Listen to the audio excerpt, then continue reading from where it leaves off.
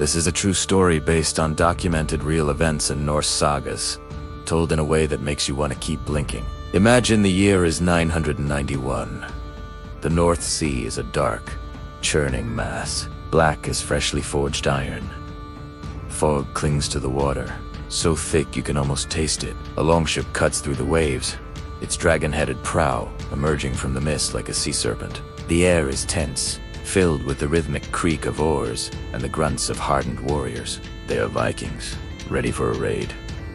But then, a cry breaks the silence. A sharp, commanding shout that slices through the fog. It doesn't come from the enemy on the distant English shore. It comes from the longship. From the one in command. Among their bearded, battle-scarred men, stands a woman. Her hair is intricately braided, her face is grim, and her hands are stained with the dried blood of a previous fight. Her name is Asa. She's not a slave.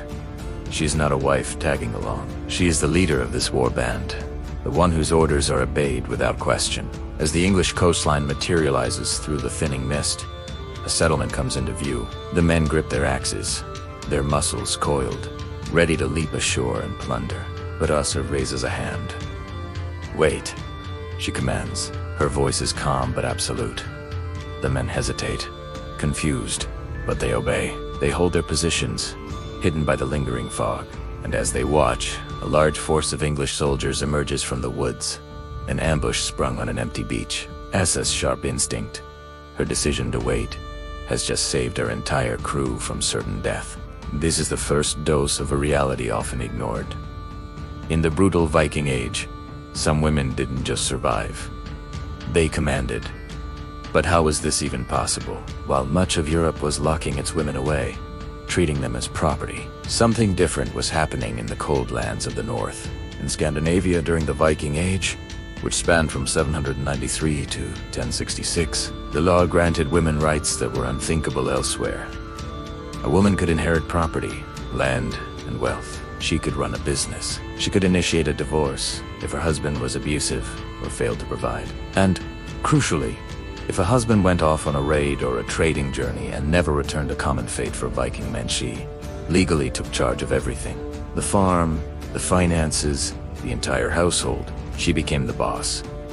This was the world Asa grew up in. She learned to read the mysterious runes, not just for magic, but for contracts. She learned to negotiate the price of furs and amber, to manage a crew, and to sit in judgment over local disputes. This wasn't an act of rebellion. It was simply the law.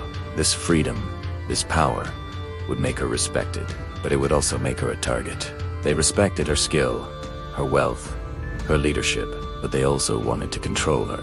The Viking world was no paradise of equality. It was a violent, patriarchal society where a man's honor was paramount and often proven with an axe. Women were frequently captured in raids, sold into slavery, and treated as the spoils of war. Asa navigated this dangerous world with a sharp mind and a sharper blade.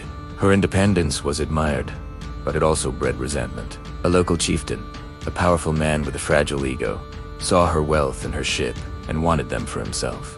He offered marriage, not out of love, but as a means of control.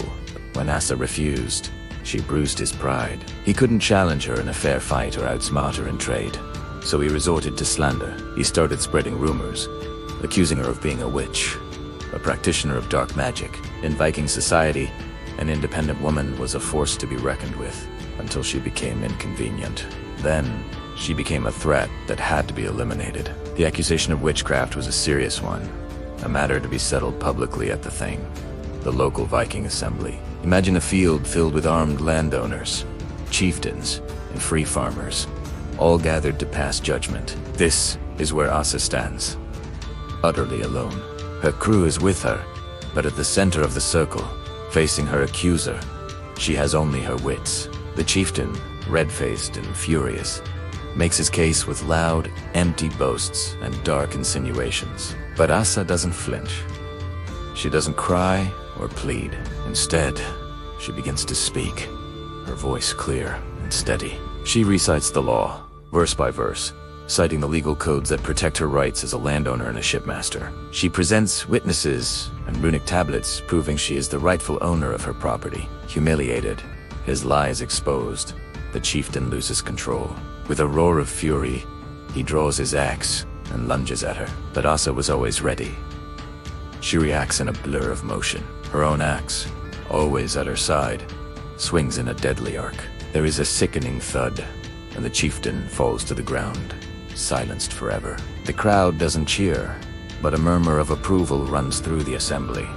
There is no riot, no call for revenge, because even in this brutal world, the law, when wielded by someone brave enough to defend it, could be stronger than a man's wounded pride. With her name cleared and her authority solidified, Asa knew she could not remain. The chieftain had family, and blood feuds were long and unforgiving. So she did what Vikings did best. She set sail. But not all Vikings went to plunder. The popular image of Vikings as mindless barbarians is a fraction of the story. They were also the greatest explorers and traders of their age, connecting worlds that had never met. Asa turned her longship east, away from the crowded shores of England and France. She sailed the Baltic Sea and navigated the vast network of rivers that would one day become Russia and Ukraine. She traded Scandinavian amber, lustrous furs, and strong iron for Byzantine silks, Arab silver, and exotic spices. She wasn't just a warrior. She was a diplomat and a merchant. She learned to speak several languages, to understand different cultures, and to forge alliances where others saw only enemies. Where other raiders burned villages, Asa built trade routes. She didn't just survive, she thrived, becoming a living bridge between the north and the mysterious lands of the east. History rarely tells the end of stories like this. We hear about the kings and the great warriors who died in a blaze of glory, axe in hand, but Asa's ending is perhaps the most remarkable part of her tale. She doesn't fall in a shield wall or at the hands of an assassin. Asa dies an old woman, warm in her bed, surrounded by the wealth she earned and the respect she commanded. A peaceful death was a rare luxury in her time, and for a woman who lived such a dangerous life, it was the ultimate victory. She died a free woman.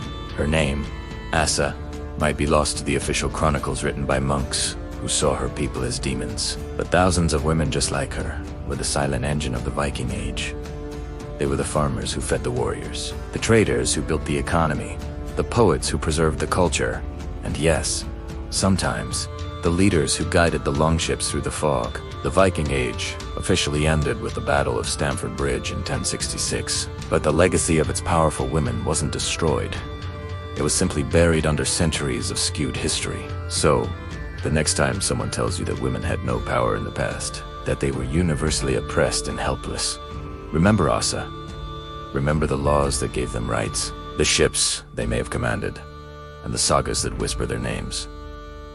The Vikings weren't just soulless barbarians. They were a complex, tough, and surprisingly progressive society in a world that was anything but. While other cultures chained their women, some Viking women ruled the seas.